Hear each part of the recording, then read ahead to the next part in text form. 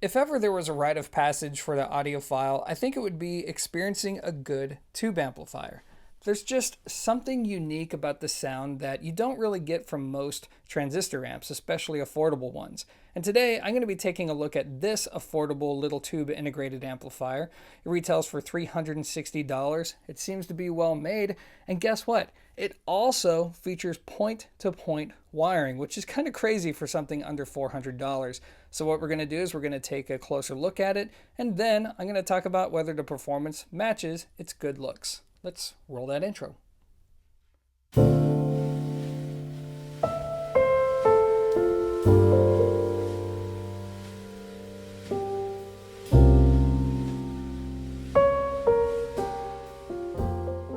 Alright guys, so now it's time to take a closer look at the Boyuu Reisong A10 tube integrated amplifier.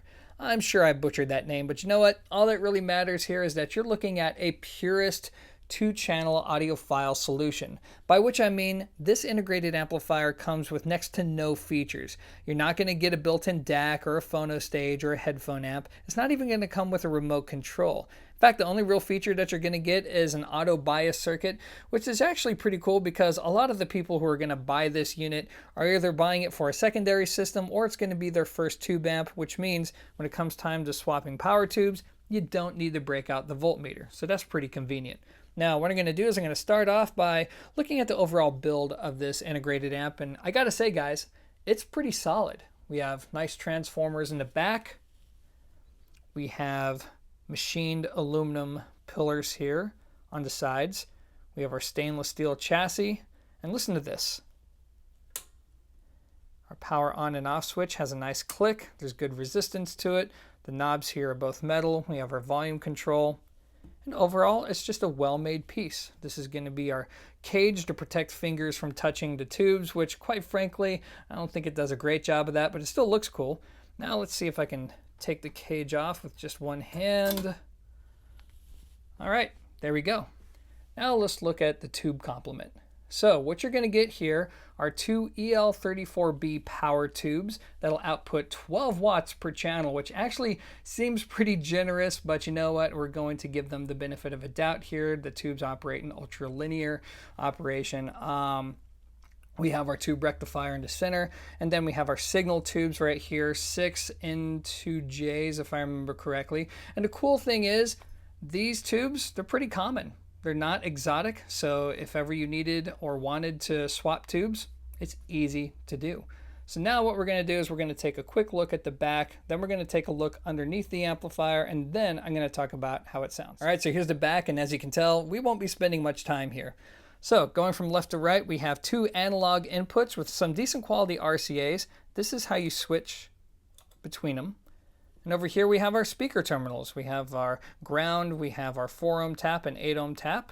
We have our IEC inlet, and that is it. So now let's take a look in the inside. All right, so check this out, guys. While there's a PC board in here, everything else is point-to-point wired. Somebody actually went in and soldered all these little parts together. And to get this for $360 shipped to your door, at least that's what it is for us in North America, that's kind of crazy. So clearly this amp is very, very well made for what it is. So now it's time to talk about how it sounds. All right, so far it seems like there's a lot going for this little tube amp. It looks good, it seems to be well made, the price is very competitive. So now the big question remains, well, how does it sound?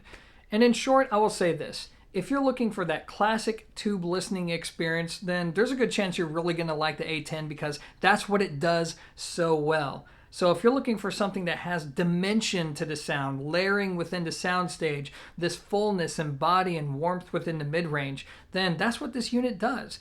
And that's something that most transistor amplifiers in and around this price point really struggle with. So it's not really about power and crunching dynamics and accuracy. Instead, it's about giving you a colorful presentation that's all about having fun. And that leads me to the overall character of the A10. So the overall character, as you can imagine, takes on this warm sound to it. And if anything, I would say that when you listen to the A10, you're going to notice this slight V curve. The treble is going to be boosted just a little bit. The bass is going to have just a little bit extra there.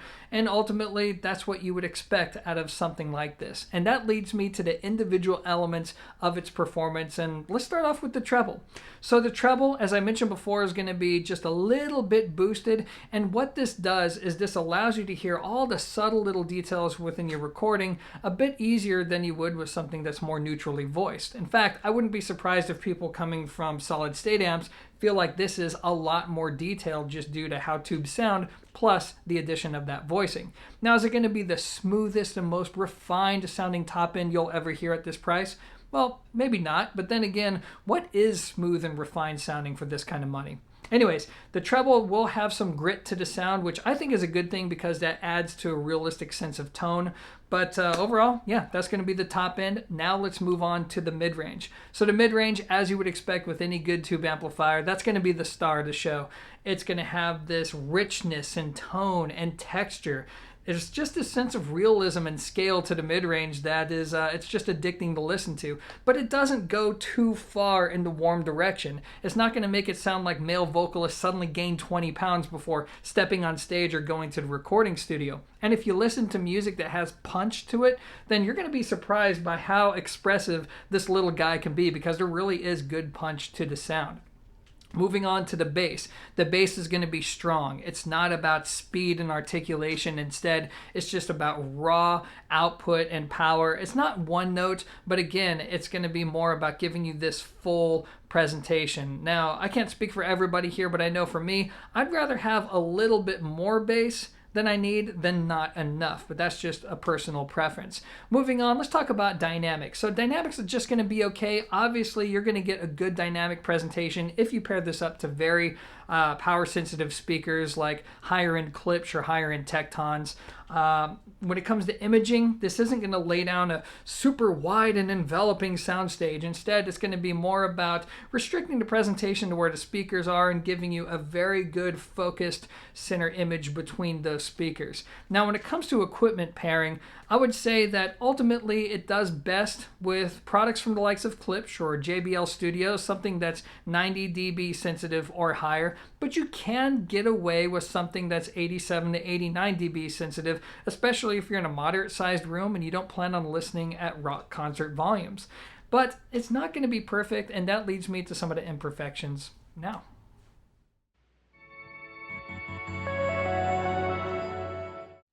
Okay guys, so let's go over a few things here, starting with number one, the most obvious. This is a low power amplifier, meaning that if you listen at loud volumes or you have a big room to fill or you own difficult to drive speakers, then this probably isn't the best match for you. Now, I know a lot of you are going to be asking me about whether or not your speakers are going to work with this integrated amp, and honestly, I won't be able to provide you with an answer. All I can do is make you aware of the situation, and then you got to try it for yourself to see if it works for you. Moving on, let's talk about noise floor, by which I mean when you turn the amp on, can you hear any hiss coming from the speakers? Do you hear any noise coming from the transformers? And the good news is I've yet to hear any noise come from the transformers, which at this price point is actually pretty impressive.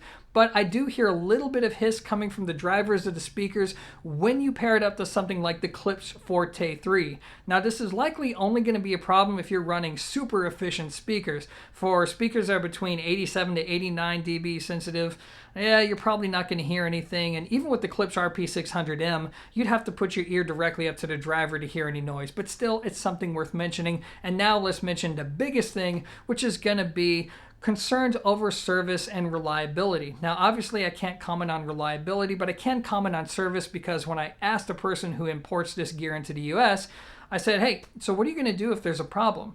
And the solution is going to be a drop swap replacement, meaning that if you have a problem with your unit, once you send it back, they're going to send you a brand new one. There you go. Now, you do have the option to get it serviced. Apparently, they have a guy in Texas who can work on these, but that's not an option they really want to take. So at least you know under the warranty period, you will be covered. But as always with a tube amplifier, you are rolling the dice in terms of serviceability and reliability. So it's just something to be aware of. Anyways, guys, that's it, and that leads me to my final thoughts.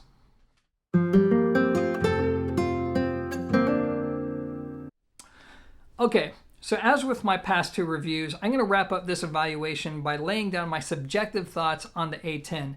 I'm going to start by confessing the fact that bringing this in for review was like rolling the dice for me because I really had no idea what I was getting into. I mean, sure, it's very difficult to make a set of EL34 sound bad, but there's so much more that goes into making a good product. And after spending some time with the A10, I really do feel like it's a good product. Now, I don't know how it's going to hold up over the long haul in terms of reliability.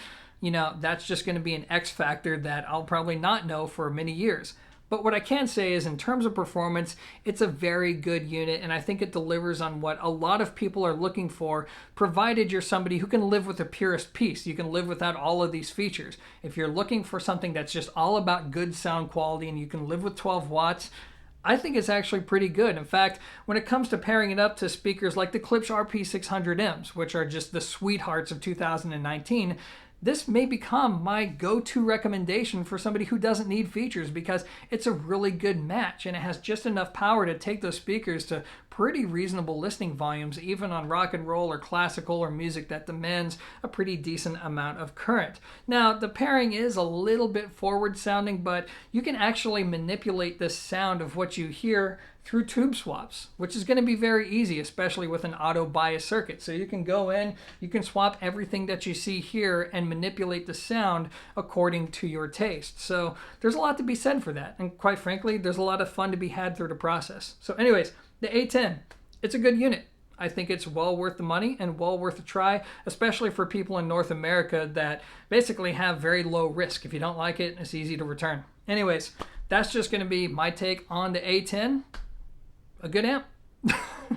God, why do I suck with outros so much? Anyways, guys, as always, thanks for watching, and until next time, peace.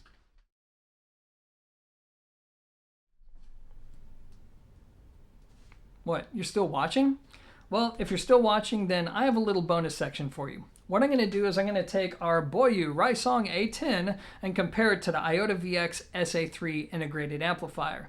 Now, I know some of you are going to want to know how this tube amp compares to the Vista Audio Spark, but the truth is, I haven't had the Spark in my house for over a year, so I don't really know. And I respect both integrateds enough to where I'm not just going to guess just for the sake of it. So we're going to have to live with this comparison. Now, some of you are going to notice that, well, there's a pretty big price gap between the two. I mean, the Iota VX retails for, what is it, $500 or $550, whereas this little guy retails for $360. But when you consider the fact that the Iota VX also comes with quite a few features, a built-in DAC, a built-in phono stage, tone controls, all that good stuff, well, now it starts to leverage out pretty evenly. So the big question is, how do they compare? What advantages does one have over the other? Well, let's start off with the Iota VX and its advantage. Now, clearly, it's going to have more power. And then there's also going to be the fact that, unlike a tube amplifier, you're not going to have to replace the transistors over time, or at least not over many years. Whereas with the tube amp, well, you may have to replace the power tubes every 6 months or so. Just depends on use. So there's going to be that advantage right away. Beyond that, when it comes to sound, the Iota VX is definitely going to have a much more balanced presentation. The treble, the mid-range, the bass, all of it's going to come together more evenly than on our tube amplifier, and it's just going to give you this overall more accurate and honest sounding perspective into the musical event. The bass is going to be a little bit more controlled on our solid state gear than on the tube gear, which isn't too surprising. The imaging is going to be slightly better, only slightly better on the Iota VX. And otherwise, it's just going to be the more versatile piece. It's something that I can recommend to a lot more people. But the tube amp has its advantages as well. Number one, remember that dimensionality that I spoke of earlier? Well, it's going to have that over the Iota VX. When you compare the two, it seems like the layering within the soundstage just goes a little bit deeper than on the Iota VX SA3. And plus, when it comes to the mid-range performance, while it's not as technically accurate as our Iota gear, there's some warmth and body to the sound. There's this texture. There's just this nice, big sense of scale to it, quite frankly, that you don't get out of the SA3. Now, if you add the PA3 to the mix, now you start to even things up in that regard. But now we're talking about $1,000. So overall, I would say that it just depends on what you're going for here. But if you like that tube sound, there's actually a really good chance that you would prefer the sound of this amp over the Iota VX SA3. It just depends on what you want. Anyways, guys, that's going to be it for now. For real this time. Thanks for watching, and peace.